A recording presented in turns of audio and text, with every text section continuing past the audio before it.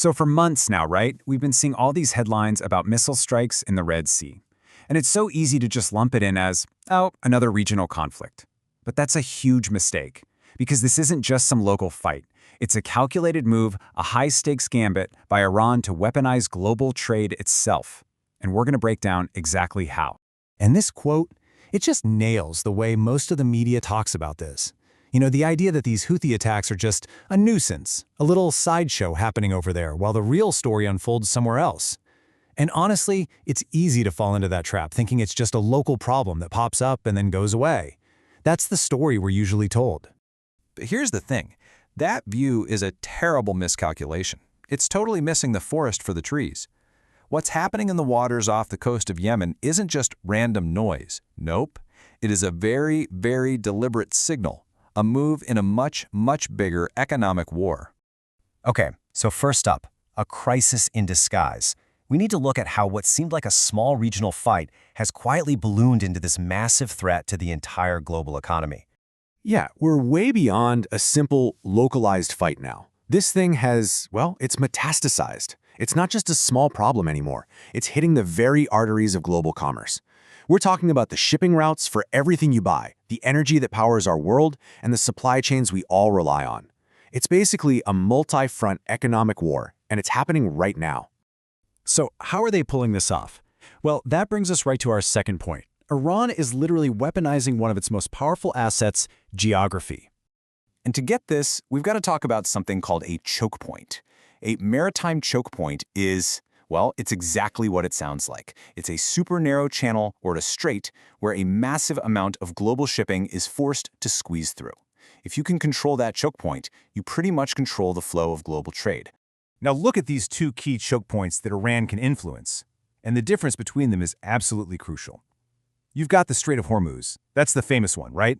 Mostly oil tankers. But then there's the al-Mandeb, which the Houthis are targeting. That one is a superhighway for container ships, carrying all the stuff we buy. So here's the takeaway. Threaten Hormuz, and you mess with oil prices.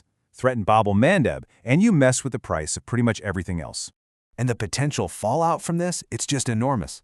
We all remember the empty shelves and the crazy shipping delays during the pandemic, right? Well, experts are warning that if these waterways get seriously disrupted for a long time, it could trigger the exact same kind of shock.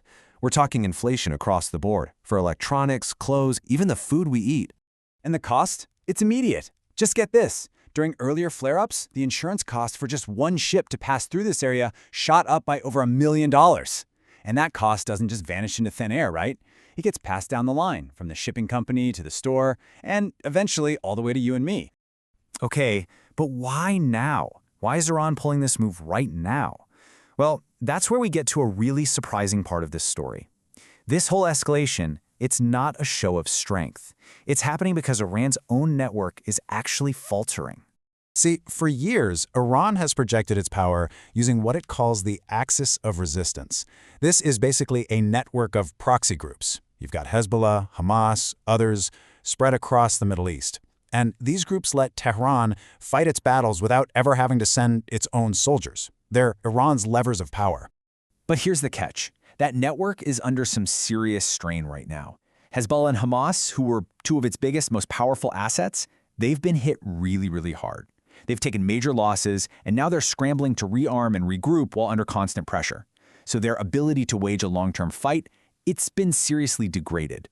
And this is where this quote just hits the nail on the head. When you see a group ramping up attacks, even though they're operating from a weakened position, that's not a sign of strength. It's the exact opposite. It's a sign of necessity, of desperation. It tells you they feel cornered, like they have to make a move. All right, so this is what brings all those pieces together. This is the logic behind what we're calling the Yemen Gambit. Let's actually walk through how this strategy plays out. So this leads to a really obvious question, doesn't it? If your main guys on the ground are strained, if they're weakened, why on earth would you escalate things by opening up a brand new, super provocative front at sea? And the answer is surprisingly simple. It's because their land-based network is weak. Think about it. When your main plan isn't working, when your primary tools are failing, you've got to start overusing whatever levers you have left. And all of a sudden, that maritime lever, the ability to threaten these choke points, well, that starts looking a whole lot more attractive. It becomes necessary. So Iran's objectives here are pretty clear, and they break down into 3 parts. First, disrupt global trade. Cause economic pain, hoping that public pressure in the West forces politicians to change their policies. Second, create a massive distraction. If everyone's focused on the Red Sea, they're not focused on Iran's internal problems or the fact its other proxies need time to regroup. And third, and this is key, create new leverage. All this chaos becomes a powerful bargaining chip for any future talks. And all of this sets the stage for our final section.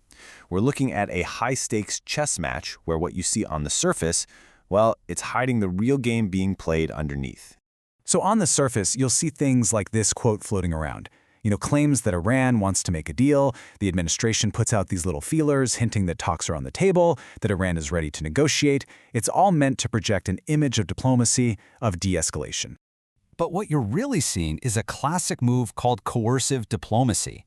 You can think of it as a mix of threats and promises. You threaten action, but you also dangle the possibility of a diplomatic off-ramp. And the goal is to create ambiguity, to keep your opponent completely off balance. Are we going to talk or are we going to fight? That uncertainty, that's a weapon all by itself. So if there's one thing to take away from all this, it's that the political headlines are mostly just smoke and mirrors. If you want to know what's really going on, you have to follow the money. The real story isn't in some press conference. It's in the data. It's written in the numbers for shipping costs, insurance premiums, and energy prices. And that leaves us with one final, pretty provocative question to chew on. In this new era, where geopolitics and the global economy are so deeply tangled up, do we have to ask ourselves if the most important battlefield isn't a battlefield at all? Is it possible the most decisive conflicts are now being won and lost on the screen of a stock ticker?